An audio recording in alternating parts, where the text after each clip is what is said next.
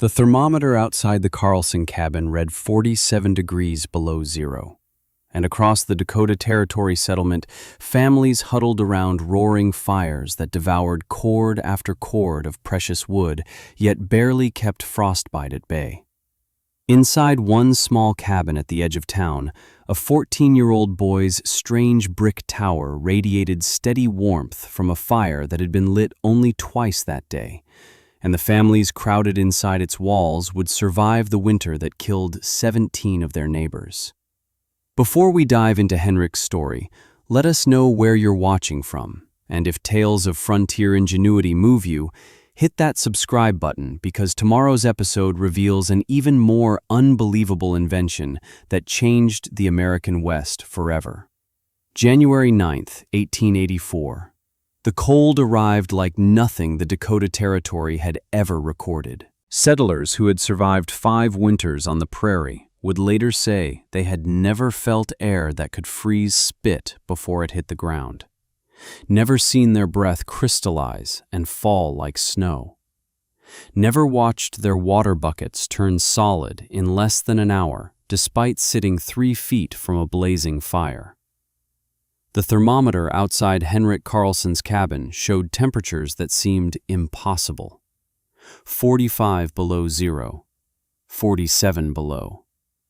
On the worst morning, 49 degrees below zero Fahrenheit, a temperature at which exposed skin freezes in under 5 minutes, and ordinary wood stoves become nearly useless, no matter how much fuel you feed them.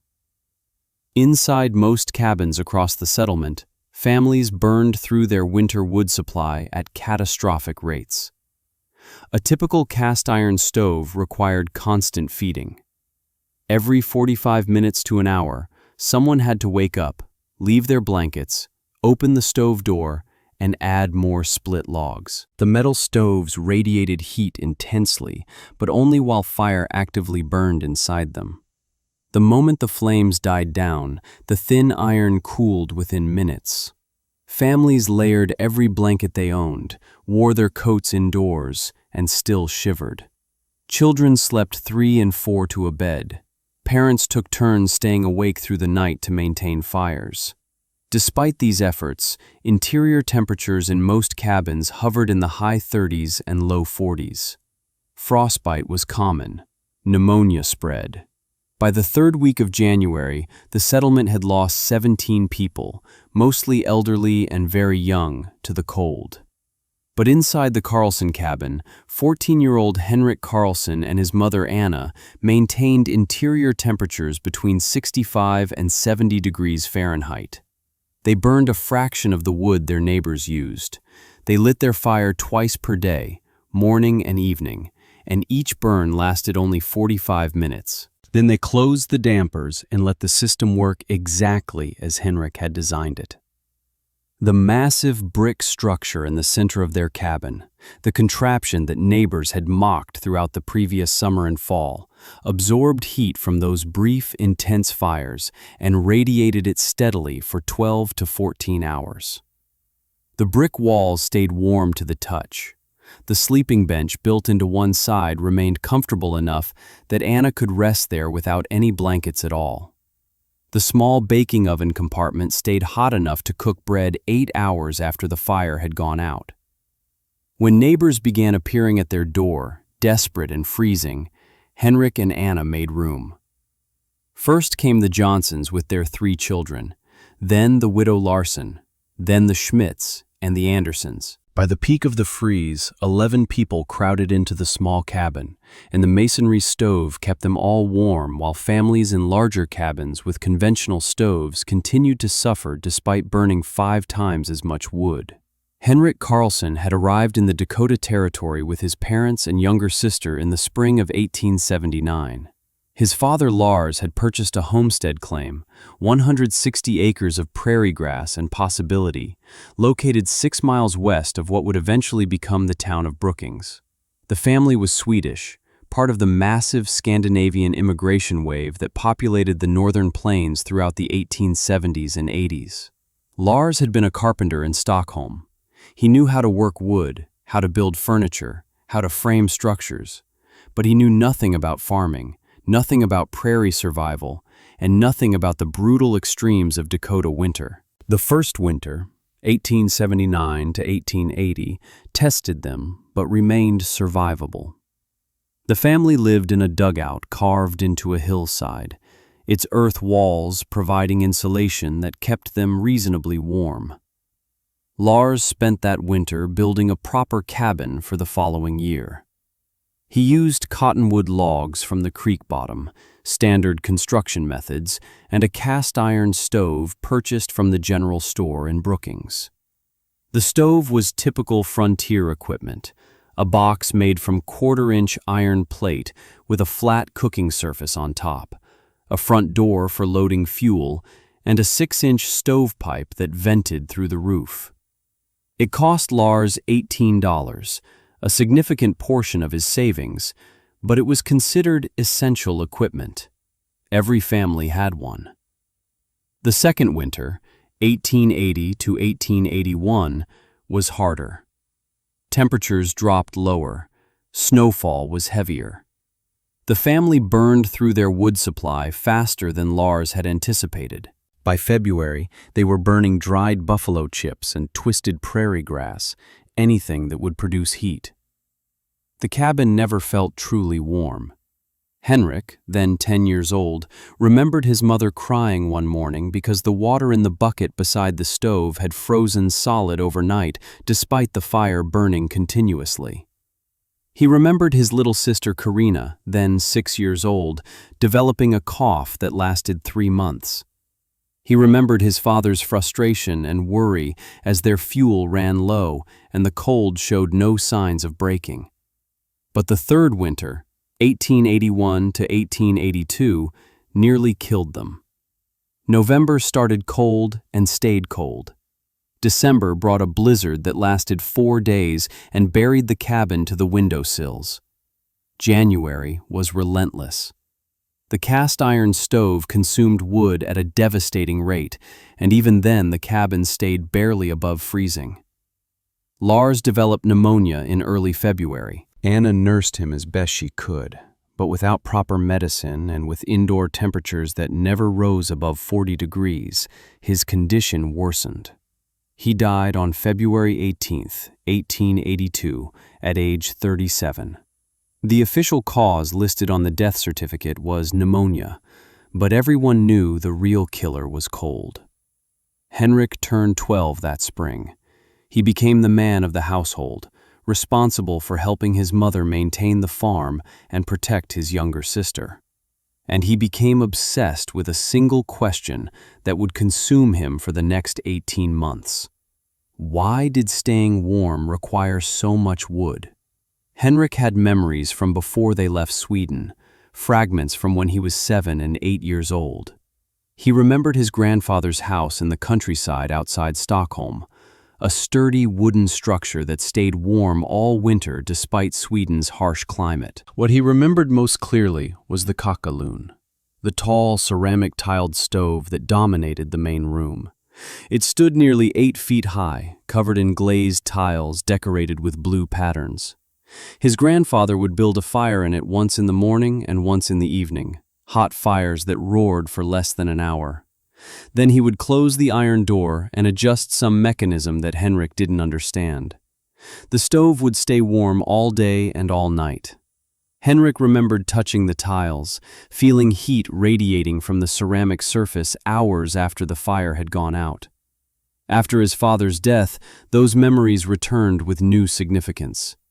Henrik asked his mother about the kakaloon. Anna explained that such stoves were common throughout Scandinavia and parts of Germany and Russia. They were called different names in different places.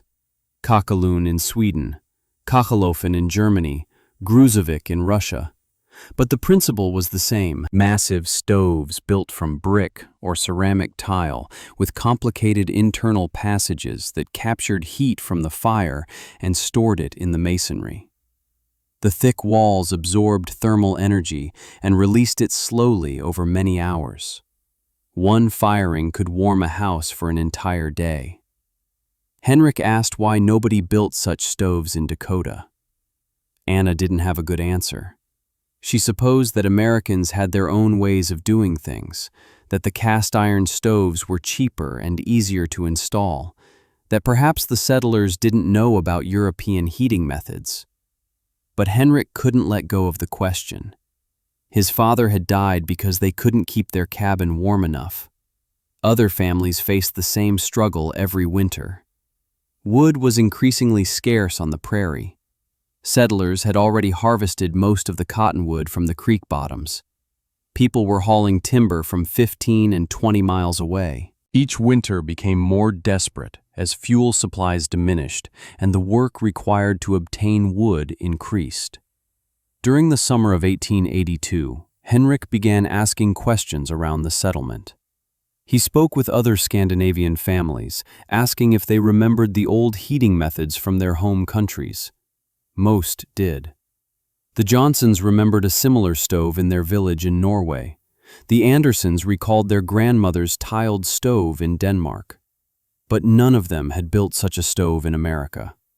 When Henrik asked why not, he received various answers.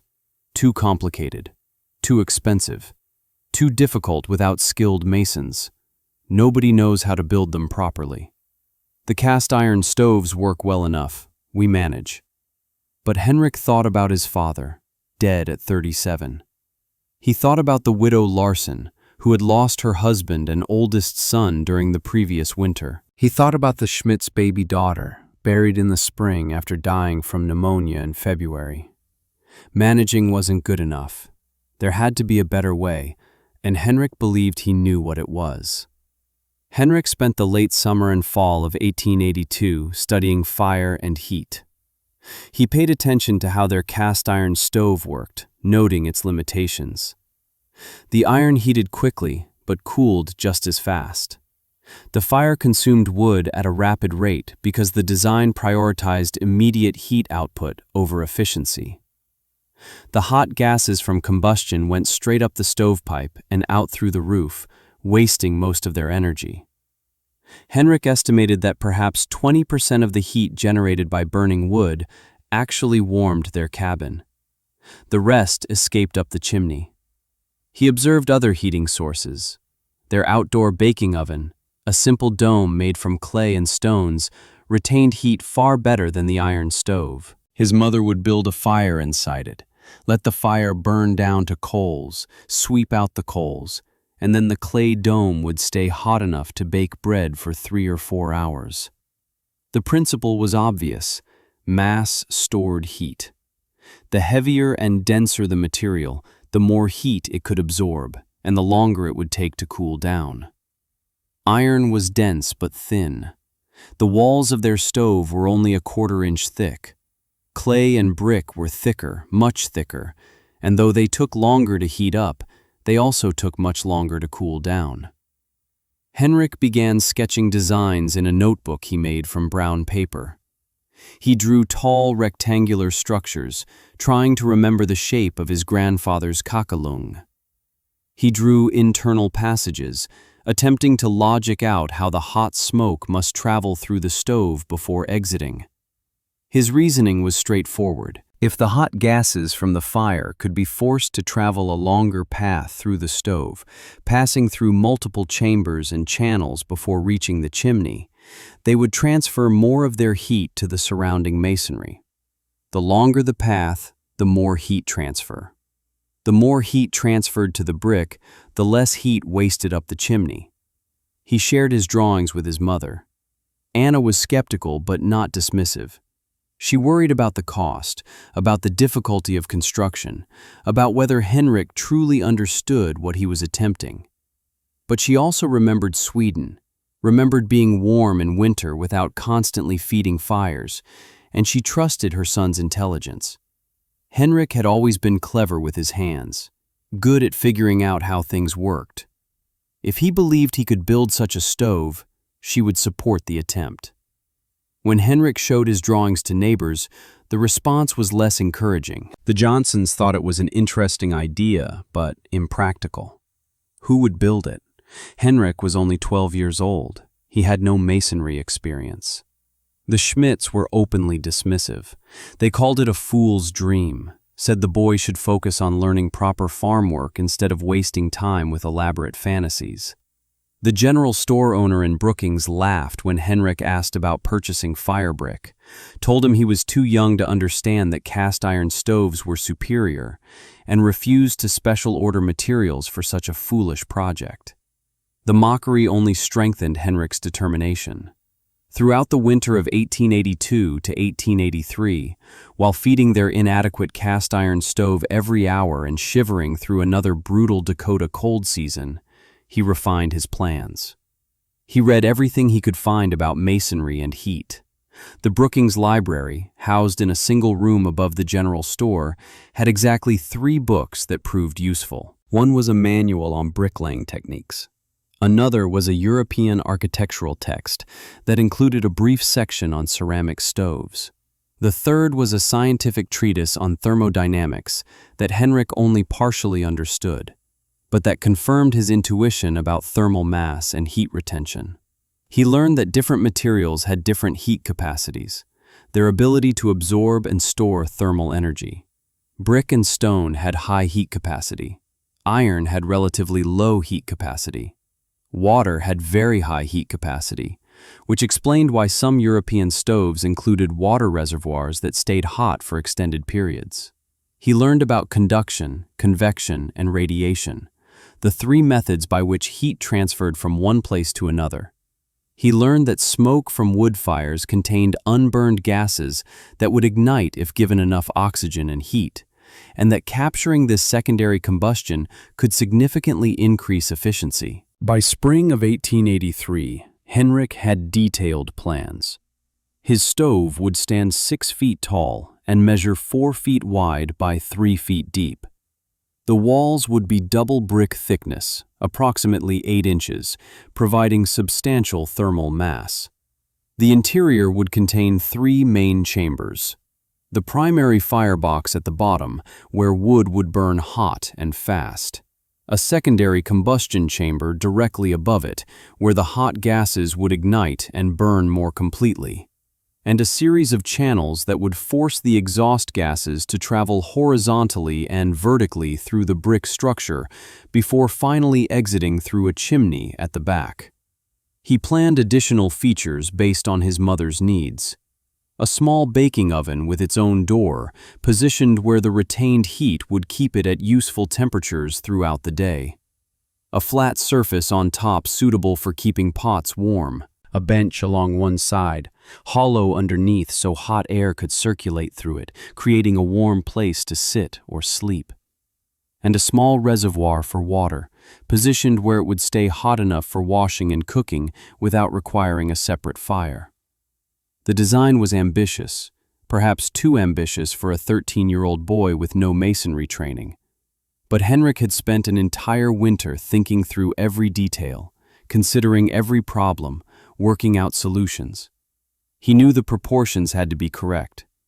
Make the firebox too large and wood would burn wastefully. Make it too small and the fire wouldn't generate enough heat to warm the mass. The channels had to be sized properly to create adequate draft while ensuring the hot gases spent sufficient time in contact with the brick. The chimney had to be tall enough to draw well, but not so tall that it pulled heat out too quickly. When Henrik announced in early May that he intended to build his stove that summer, most of the settlement thought he was delusional. Henrik needed materials, and materials cost money the Carlson family didn't have. His father's death had left them with the homestead and basic farming equipment, but little cash. Anna sold eggs and butter in town, which provided small amounts of income, but not enough for the ambitious construction project Henrik envisioned.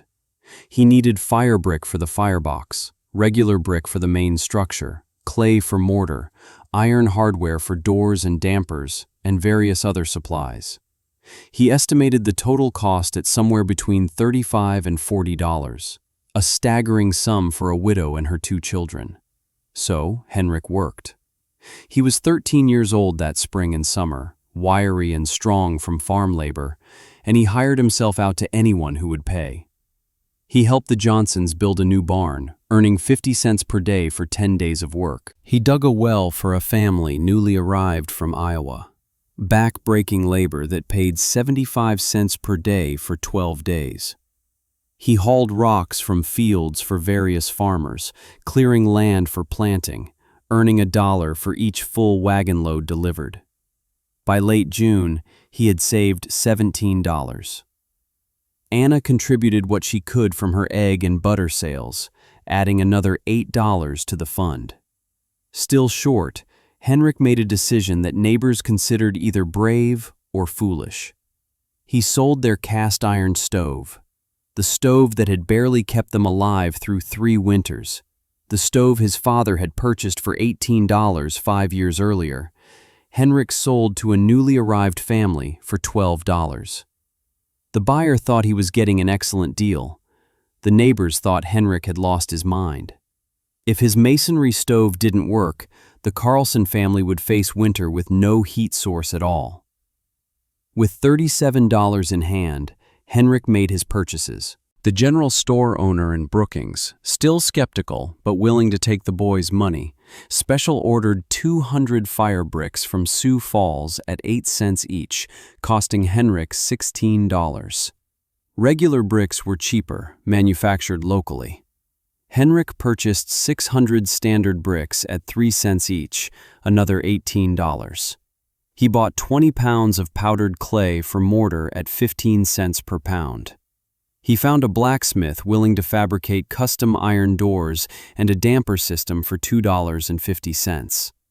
By the time he had acquired all necessary materials, he had spent $39.65, leaving the family with $1.35 until the next egg sales. The materials arrived throughout July. Neighbors watched with a mixture of amusement and concern as Henrik stacked bricks beside the cabin. The pile looked enormous. Some settlers openly predicted failure. The Schmidt family in particular made their doubts clear, suggesting that Anna should stop her son's foolishness before he wasted everything they had. But Anna had made her decision. She believed in Henrik's intelligence and determination. If he thought he could build this stove, she would give him the chance to prove himself, even if it meant risking their survival. Construction began on July 23, 1883. Henrik chose a location in the center of the cabin's main room, a position that would allow heat to radiate in all directions. This meant temporarily moving furniture and disrupting the family's living space, but it also meant the stove would warm the entire cabin more efficiently than a corner placement. He started by removing floorboards to reach the earth below. The foundation had to be solid. A structure weighing several thousand pounds couldn't rest on wooden floors. It needed to sit directly on compacted soil and stone. Henrik dug down 18 inches and filled the excavation with rocks and gravel, creating a stable base that wouldn't settle or shift. Over this, he laid a course of regular bricks set in clay mortar, forming a level platform 2 inches above the cabin floor. This base measured 4 feet by 3 feet, exactly matching his planned dimensions. Getting it perfectly level took him 3 days of careful work, checking constantly with a wooden level he borrowed from the Johnsons. The neighbors who stopped by to watch were not impressed. They saw a boy playing with bricks and predicted he would give up before the week ended. The firebox came next, the heart of the entire system. Henrik built it from fire brick, the special clay bricks designed to withstand intense heat without cracking. Regular bricks would eventually crumble from the thermal stress of direct flame contact. Fire brick was harder, denser, and capable of enduring temperatures above 2,000 degrees. He laid each brick carefully, using thin clay mortar joints to minimize weak points. The firebox interior measured 18 inches wide, 12 inches deep, and 16 inches tall. These dimensions were critical. Too large and the fire would spread out and burn inefficiently. Too small and he couldn't fit enough wood to generate adequate heat. He built an arched opening at the front, 12 inches wide and 10 inches tall, where the iron door would mount. Constructing the arch without proper forms or supports challenged him, but he solved it by carving a temporary wooden support that held the bricks in position until the mortar dried. Above the firebox, he created the secondary combustion chamber, slightly larger at 20 inches wide, 14 inches deep, and 18 inches tall. This chamber would capture the hot gases rising from the primary fire. If his calculations were correct, these gases would reignite in the oxygen-rich environment above the flames, burning more completely and releasing additional heat. The connection between these two chambers was crucial. Henrik created an opening at the back of the firebox that allowed flames and hot gases to rise into the secondary chamber, but he designed it so the flames had to travel horizontally first before rising. This forced the fire to burn longer in the primary zone, ensuring more complete combustion. Between the two chambers, he installed a baffle system made from fire brick, creating a path that made the hot gases change direction multiple times. Each direction change increased turbulence and improved heat transfer to the surrounding masonry. By the end of the first week, Henrik had completed the lower firebox and secondary chamber. The structure stood 2 feet tall, and he had used 112 fire bricks. The heat channels presented the most complex challenge. Henrik's design called for the hot gases exiting the secondary combustion chamber to travel through a serpentine path before reaching the chimney. This path would maximize the time the gases spent inside the masonry structure, transferring their thermal energy to the brick rather than sending it up the chimney. The path had to maintain adequate draft to pull fresh air into the firebox and keep the fire burning properly, but it also had to extract as much heat as possible. He created 6 horizontal channels, each 6 inches tall and running the full depth of the stove. The channels were stacked vertically, separated by single courses of brick. Hot gases would enter the first channel at the back, travel forward to the front of the stove, drop down into the second channel through an opening at the front, travel backward to the rear, drop down again, and continue this zigzag pattern through all 6 channels before finally exiting into the chimney. The total path length through these channels was approximately 18 feet. The hot gases would travel 18 feet through brick passages before escaping, giving up their heat to the surrounding mass. Building these channels required meticulous attention to detail. Each horizontal passage had to be uniform in height and width. Any restriction would create back pressure and potentially force smoke into the cabin. Any enlargement would reduce gas velocity and weaken the draft. Henrik worked slowly, measuring constantly, checking that each course of brick sat level and that the channel dimensions remained consistent. He used small pieces of wood as spacers, laying them across the channels as he built, then removing them once the upper bricks were in place. This technique ensured uniform spacing throughout. The vertical connections between channels required special care. At the front and back of each channel, he created rectangular openings 3 inches wide and 5 inches tall that allowed gases to drop from one level to the next. These openings had to align properly with the channels above and below.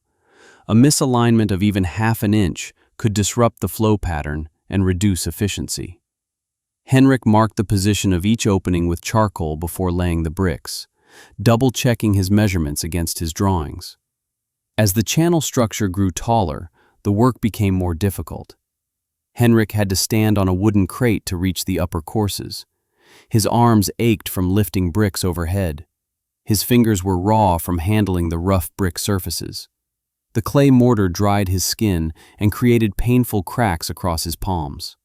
But he continued, maintaining the same careful precision on the 20th course as he had on the first.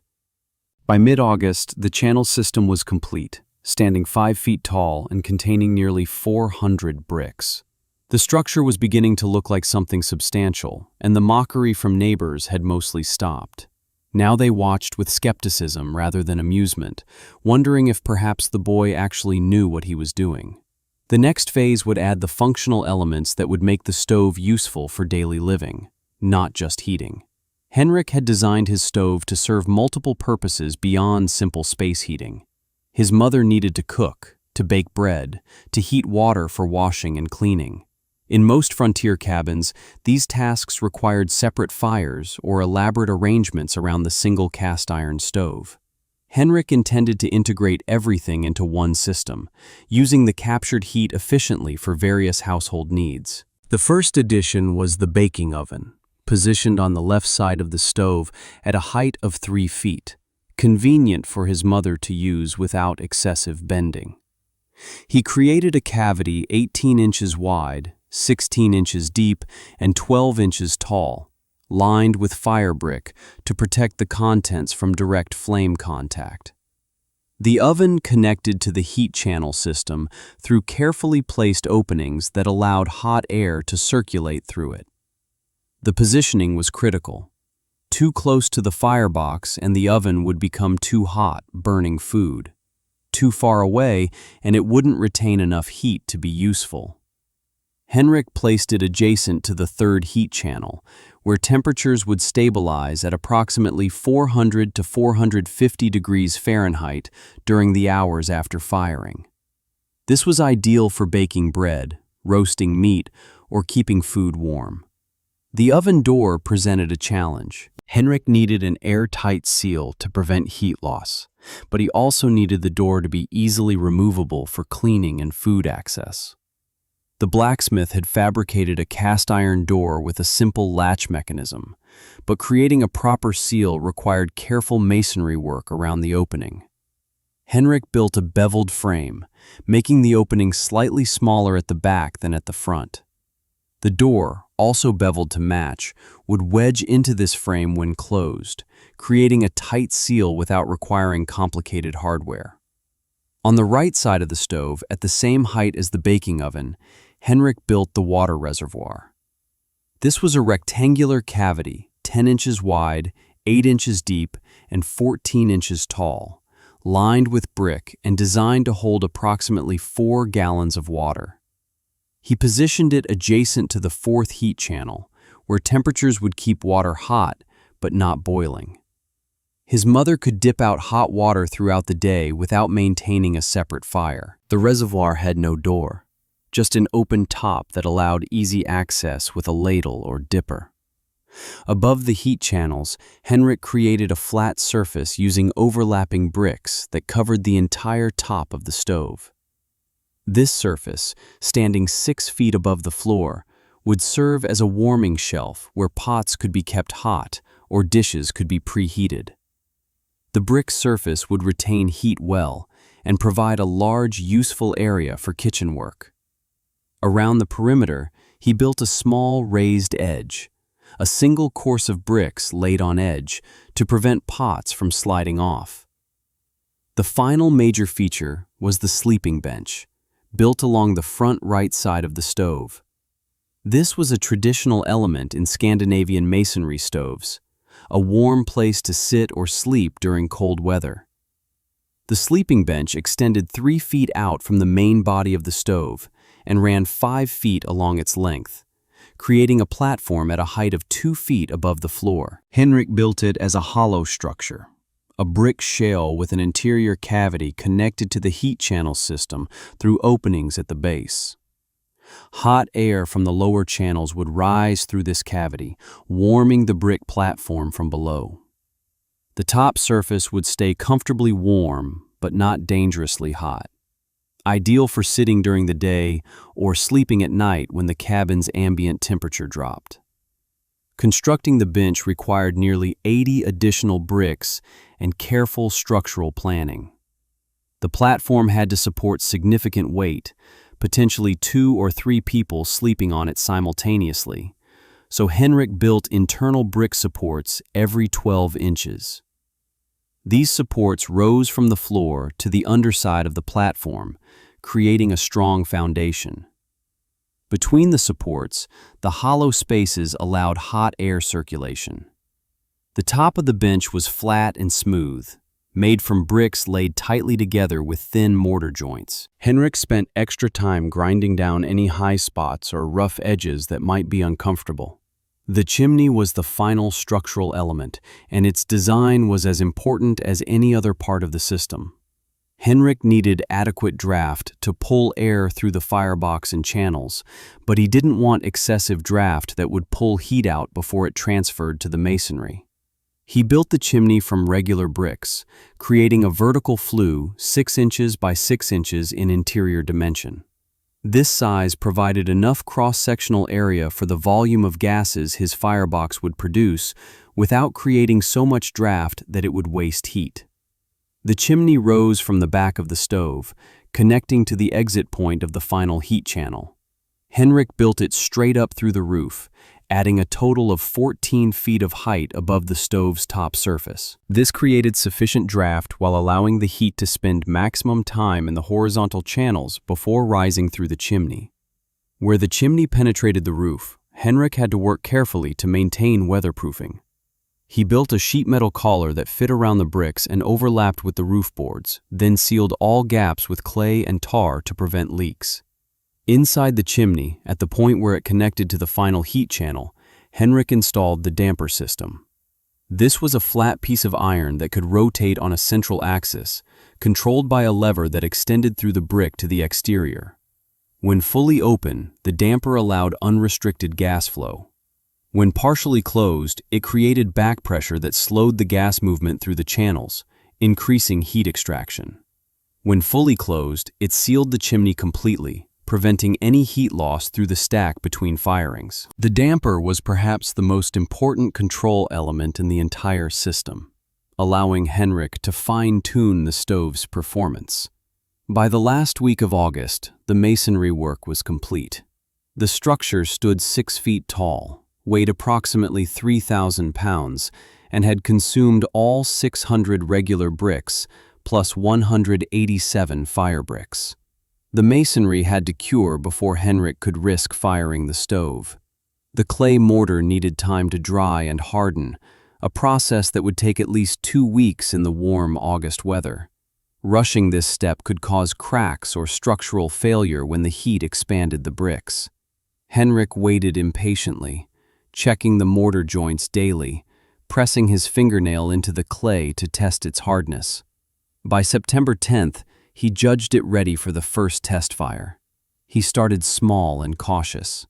The initial firing used only kindling and small sticks, creating a modest fire that burned for 20 minutes. Henrik wanted to heat the structure gradually, allowing any residual moisture in the mortar to evaporate slowly rather than turning to steam that could fracture the joints. He watched carefully for any signs of smoke leaking from the channels or cracks forming in the brickwork. The fire drew well.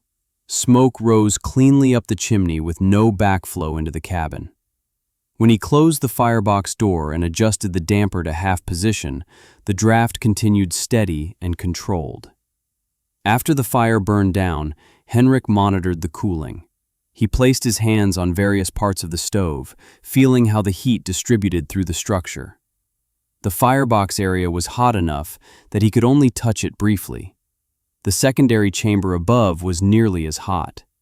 The heat channels showed a temperature gradient, hottest near the firebox and progressively cooler toward the chimney.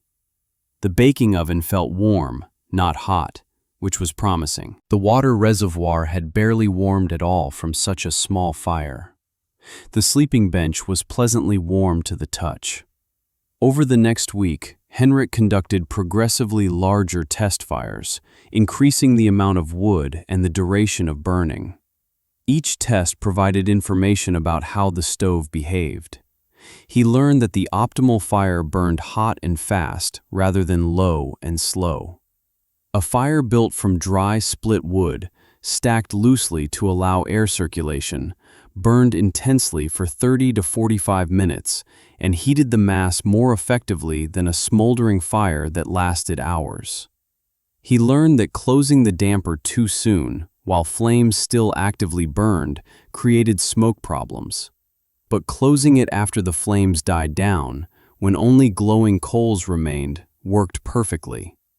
By the 3rd week of September, Henrik felt confident in his understanding of the system. He could build a fire, tend it for 40 minutes until the wood burned down to coals, close the damper to trap heat in the mass, and achieve 12 hours of steady warmth radiating from the structure. His mother tested the baking oven and was delighted to discover it held temperature beautifully. She could bake bread 3 hours after the fire went out, and the loaves came out perfectly browned. The water reservoir, after a proper firing, stayed hot enough for washing dishes throughout the day. The neighbors who had mocked Henrik's project now stopped by more frequently, asking questions about how it worked, expressing surprise that the boy had actually completed such an ambitious construction. But the real test would come in winter. September warmth was one thing. January cold was entirely different. The autumn of 1883 was unusually mild. October temperatures stayed comfortable, and the first significant snowfall didn't arrive until early November. Henrik used this time to perfect his firing technique and gather winter wood. The efficiency of his stove meant the family would need far less fuel than in previous years, but he wanted an abundant supply to ensure they could maintain comfort regardless of how severe the winter became. He cut and split cottonwood from the creek bottom, stacking it beside the cabin in neat rows that rose 6 feet tall and stretched 12 feet long. The first genuinely cold morning arrived on November 9th. The temperature dropped to 15 degrees Fahrenheit overnight, cold enough that the cast iron stoves in neighboring cabins required constant feeding. Henrik lit his stove at 5 in the morning, using the technique he had refined during testing. He built a fire from dry kindling and small splits first, creating a hot base, then added larger pieces once the initial wood was burning vigorously. The fire burned intensely, flames rising 2 feet above the wood, heating the firebox to temperatures that made the iron door almost too hot to approach. After 40 minutes, the wood had burned down to glowing coals. Henrik closed the damper 3/4 of the way, leaving it open just enough to allow the coals to finish burning while preventing heat from escaping up the chimney. Within another 15 minutes, the coals had burned down to ash. He closed the damper completely and went about his morning chores. At 6 in the morning, the cabin temperature was 68 degrees. At noon, it was 65 degrees. At 6 in the evening, it was 62 degrees. Henrik lit the evening fire at 7, following the same procedure. The cabin temperature climbed back to 68 degrees and stayed there through the night. Anna was amazed. She had lived through 3 Dakota winters, and she had never been warm indoors during the coldest months. Now, in early November, with temperatures below freezing outside, their cabin felt like a spring day. She could work without wearing a coat. She could walk barefoot on the floor without her feet aching from cold. The children could play comfortably rather than huddling under blankets. And Henrik was burning perhaps 1/8 of the wood they had consumed in previous years for their inadequate cast iron stove. Word spread through the settlement. The Carlson boys' strange brick tower actually worked. Neighbors began stopping by to see it, to feel the warmth it generated, to ask how it was built. Henrik explained the principles willingly. The thermal mass absorbed heat during the short, intense fire and released it slowly over many hours. The serpentine channels extracted heat from the exhaust gases that would normally be wasted. The damper trapped the heat inside the mass rather than letting it escape. Some listeners understood. Others remained skeptical, thinking perhaps it worked now in mild cold, but would fail when real winter arrived. December brought colder weather. Temperatures dropped into single digits at night, climbed only to the low 20s during the day. The Carlson cabin stayed warm. Henrik's twice-daily fires maintained interior temperatures in the mid-60s regardless of external conditions. By mid-December, the settlement had developed a clear division between those who understood what Henrik had accomplished and those who remained unconvinced. The Johnson family, longtime friends of the Carlsons, visited frequently and discussed building a similar stove the following summer. The widow Larson, struggling to heat her small cabin with an inadequate stove and limited wood supply, asked detailed questions about construction techniques and costs. The Andersons, practical people who appreciated efficiency, recognized the value of Henrik's innovation and praised his ingenuity. But other families, particularly the Schmidts, maintained their skepticism. Peter Schmidt was a proud man who had homesteaded in Dakota since 1876, 2 years before the Carlsons arrived. He considered himself an experienced frontiersman who understood prairie survival better than a 14-year-old boy. He argued that Henrik's stove worked only because the winter had been unusually mild. When real cold arrived, the massive brick structure would be impossible to heat. It would absorb warmth but never reach a useful temperature. The cast iron stoves, despite their limitations, were proven technology that would outlast any experimental masonry contraption.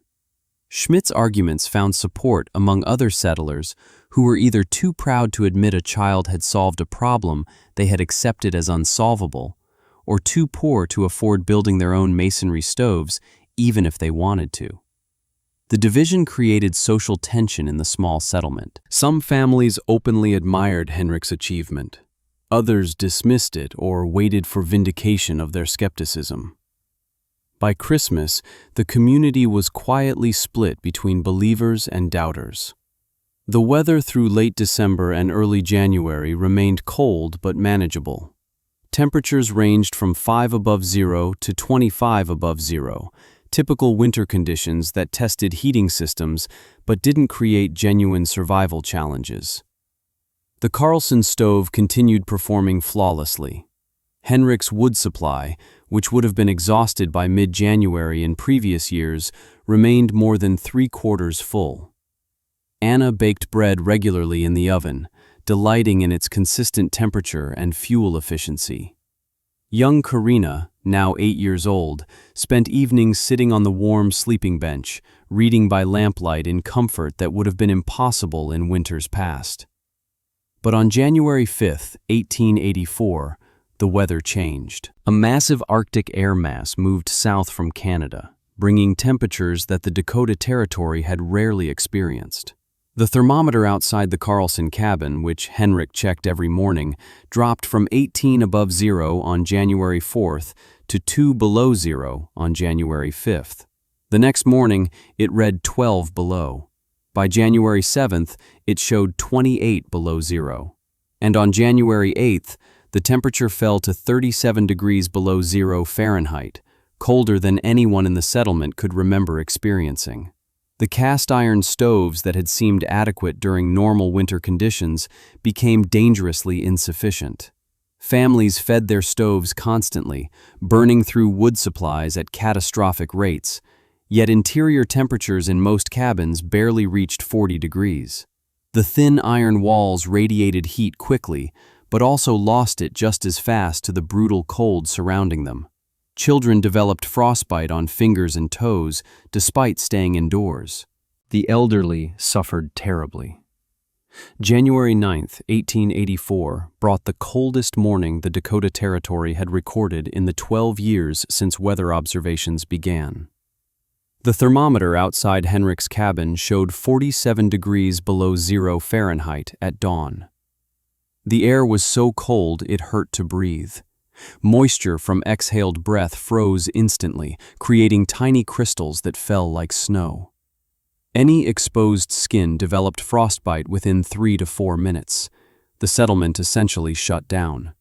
Nobody ventured outside except when absolutely necessary, and then only for minutes at a time. Inside the Carlson cabin, Henrik maintained his normal firing schedule. He lit the morning fire at 5:30, burning it hot and fast for 45 minutes, then closed the damper.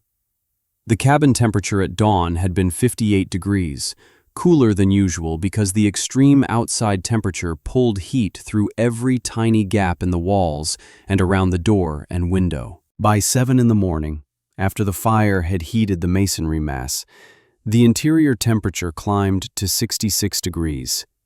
It dropped slowly through the day, reaching 60 degrees by evening.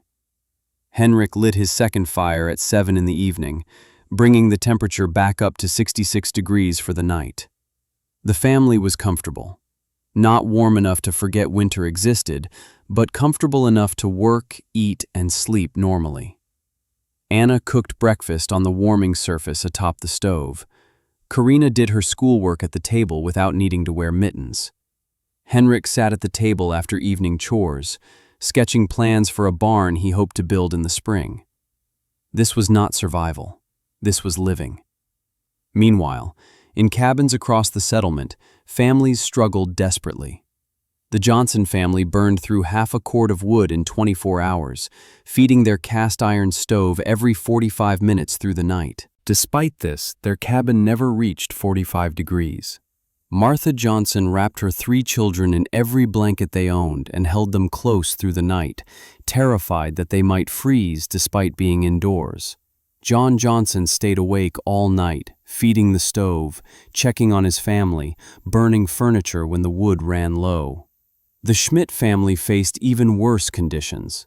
Their cabin was older and less well constructed than most, with gaps in the walls that let in drafts. Peter Schmidt and his oldest son took turns maintaining their fire, burning everything combustible they could find. Their interior temperature hovered around 38 degrees. Peter's elderly mother, 73 years old, developed hypothermia despite sitting 3 feet from the stove wrapped in blankets. By dawn on January 10th, she was unconscious. Peter knew she was dying, but there was nothing he could do. The cold was simply too severe, and their heating system was completely inadequate for the conditions. The widow Larson's cabin was small, which usually helped with heating, but her wood supply was nearly exhausted. She had been rationing fuel throughout December, trying to make it last until spring. Now, in the coldest weather of the winter, she had perhaps 3 days of wood remaining if she burned it conservatively. The knock on the Carlson door came at 8 in the morning on January 10th. Henrik opened it to find John Johnson standing outside, his face red from cold, despite the scarf wrapped around it, his eyes desperate.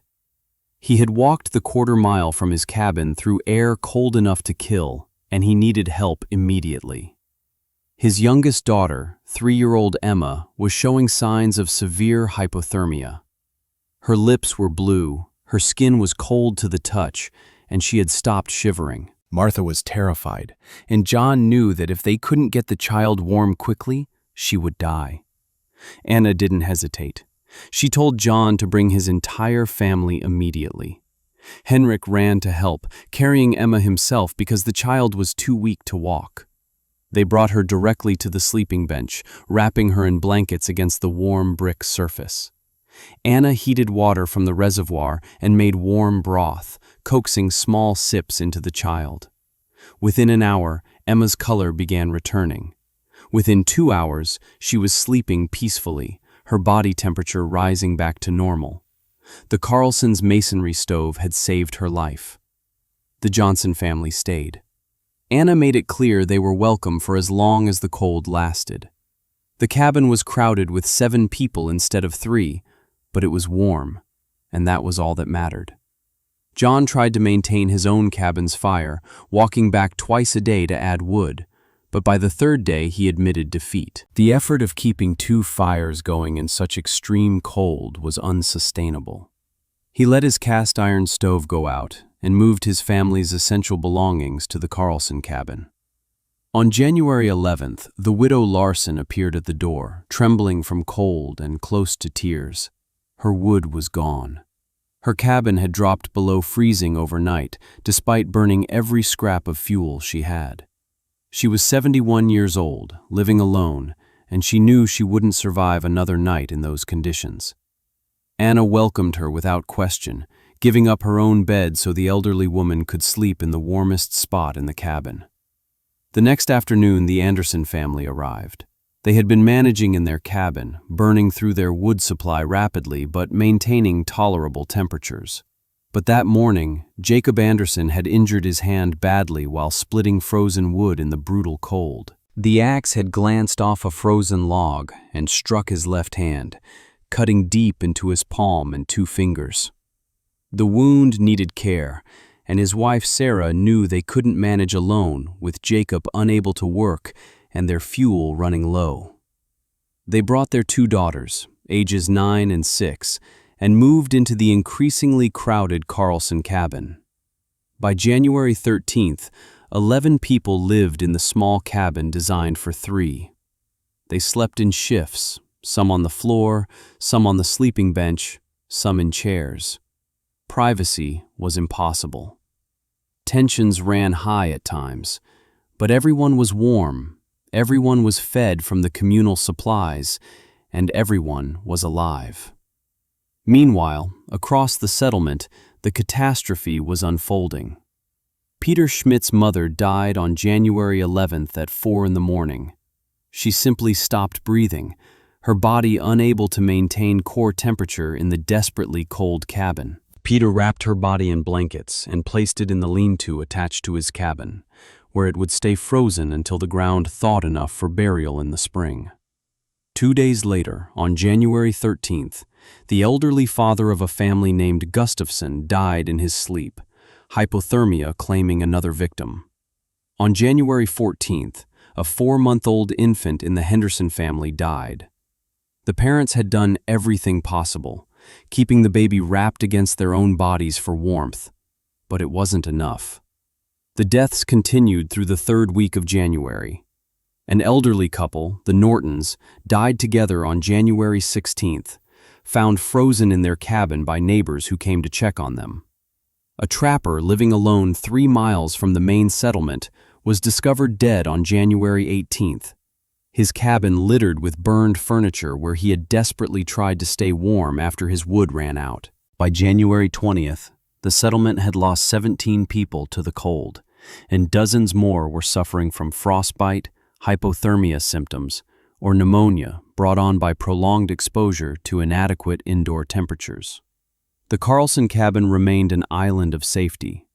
Henrik maintained his twice-daily firing schedule, burning wood from the supply he had so carefully gathered in the fall.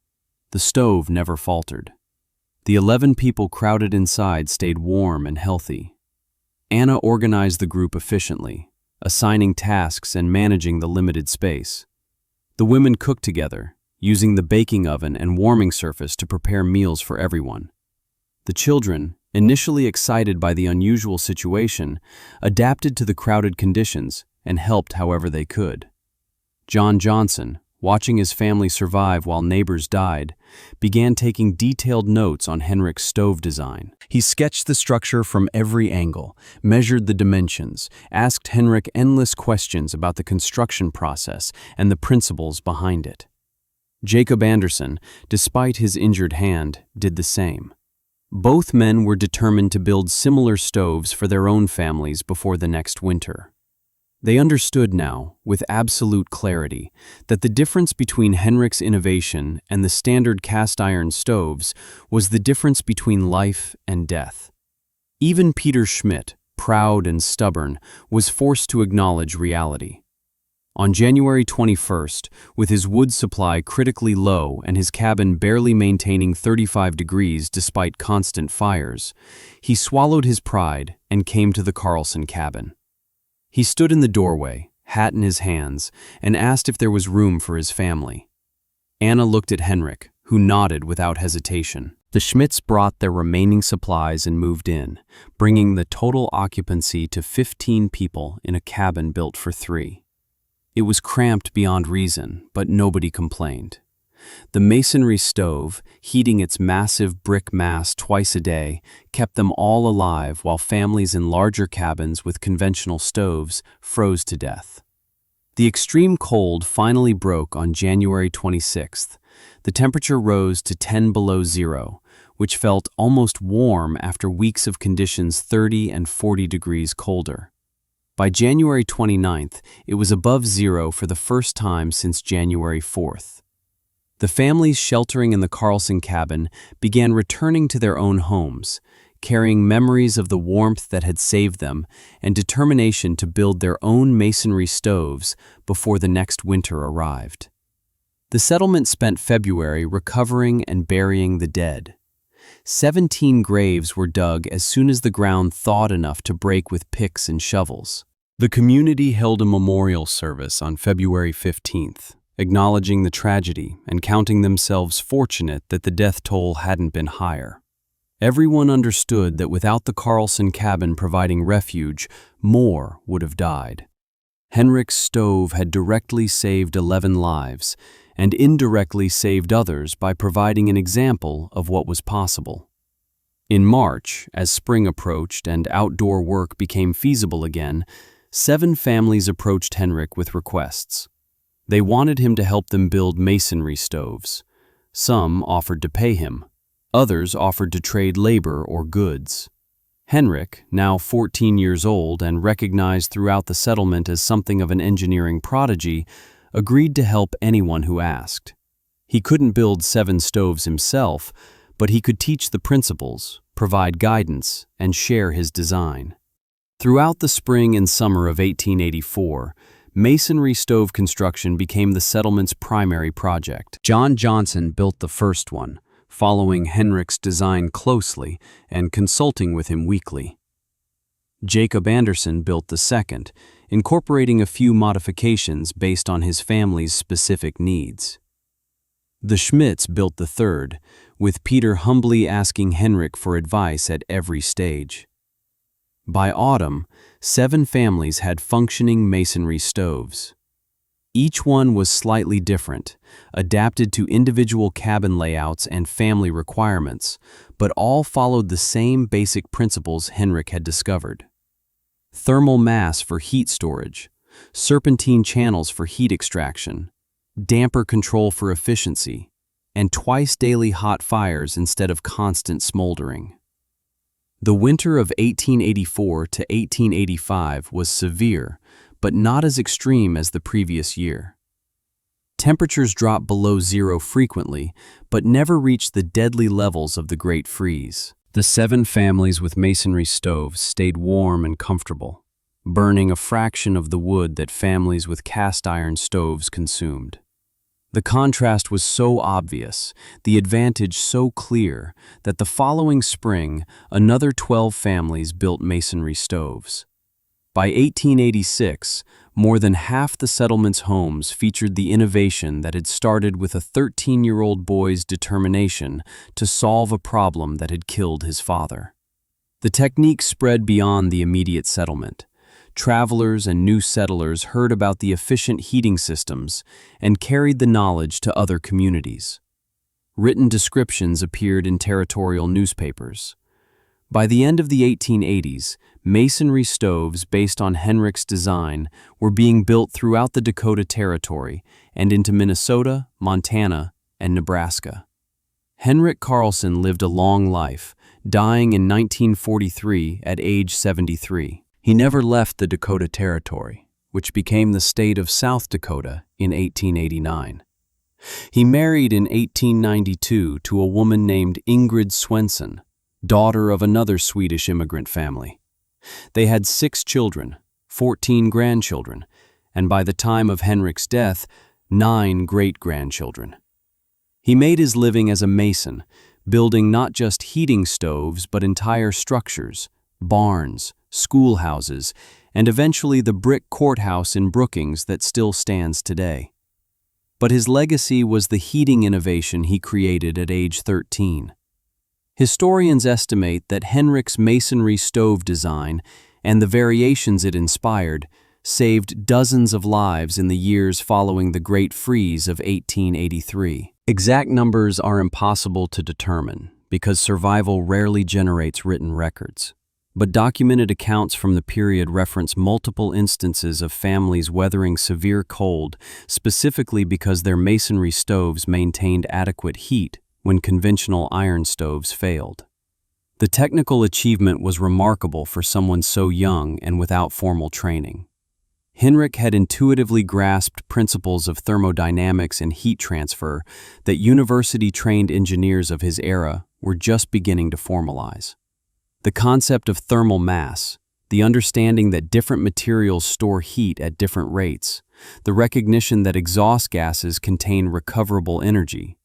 All of these insights Henrik discovered through observation, necessity, and careful reasoning. The social impact extended beyond the immediate survival benefits. Henrik's success demonstrated that innovation could come from anyone, regardless of age or formal education. It showed that traditional methods, simply because they were traditional, weren't necessarily optimal.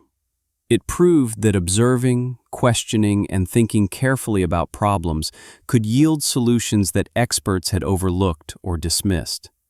The boy who was mocked for building a strange brick tower became a respected figure whose advice was sought on matters far beyond masonry and heating. The masonry stoves themselves lasted for generations. Some of the stoves built in the 1880s continued functioning into the 1930s and 40s, heating homes for 50 or 60 years with minimal maintenance. The thick brick construction was nearly indestructible. The simple design had few parts to fail. Families who had masonry stoves considered them valuable property, significant enough to be mentioned in wills and property transfers. Henrik never claimed to have invented the masonry heater concept. He freely acknowledged that similar stoves had existed in Europe for centuries. What he had done was adapt that concept to frontier conditions, using locally available materials and construction techniques accessible to settlers without specialized skills.